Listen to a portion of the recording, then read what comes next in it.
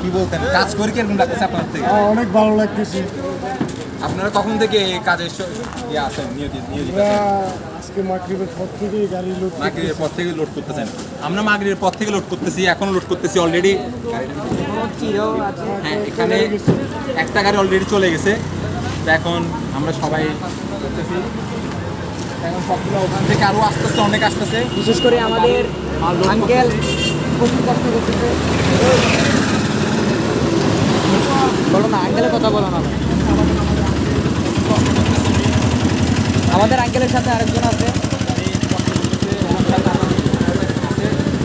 ওনারা অনেক কষ্ট করতেছে আমাদের সাথে, ওনারাও সহযোগিতা করে একসাথে আমরা সবাই মিলে করতেছি কাজ।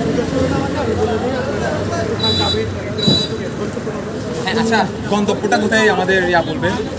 আমরা কুমিল্লা জেলা ব্রাহ্মণপাড়া থানায় যাব, যেখানে ঘুমতির বাঁধ ভাঙ্গার কারণে অসংখ্য বাড়িঘর, এখানে 2টি থানা প্রায় তলিয়ে গিয়েছে।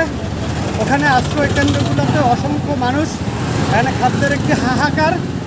এই উদ্দেশ্যে পাহাড়তলী থানার ইয়ং জেনারেশন যে উদ্যোগ নিয়েছে, এটা আমরা শুকরিয়া আদায় করছি। সেখানে আমরা প্রত্যন্ত অঞ্চলে আশ্রয় কেন্দ্রগুলোতে বিশেষ করে আমরা এই খাদ্য পৌঁছে দেব। এখানে আরেকটা কথা যেটা হচ্ছে যে আপনারা আবার মানে পানি সবগুলো বন্যা শেষ হয়ে যাওয়ার পর আপনারা সবাই ভুলে যান যে কি ওদের সমস্যা নেই, সমস্যা কিন্তু শেষ হয় নাই, সমস্যা আরও আছে। ওদের ঘরবাড়ি যেগুলো আছে, ঘরবাড়ি সবগুলা ভেঙে যাচ্ছে। যেগুলো ঘরবাড়ি আপনারা সবাই যদি পারেন এলাকা থেকে টাকা তুলে সবাই সংগঠন করে, কেউ কিন্তু ছোট নয়, আমাদের স্কুলে যেমনকি এফআইআর স্কুলে পড়ে ক্লাস 4-এ, এই স্কুলে পড়ে ক্লাস 4-এ, এই সব আমার সাথে আছে। এটাই আমি বলতে যাচ্ছি, তোমরা সবাই মিলে করো, সবাই মিলে সহযোগিতা করো, সবাই মিলে।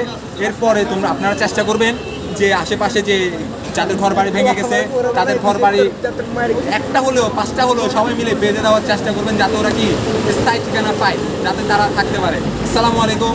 প্রতিনিয়ত আমি আপডেট দিতে থাকবো, আপনারা সবাই সহযোগিতা করতে থাকেন, আমরা সহযোগিতা করতেছি। আপনারা যারা যারা আমাদেরকে সহযোগিতা করছেন, আপনাদের সবাইকে অসংখ্য অসংখ্য ধন্যবাদ। আসসালামু আলাইকুম।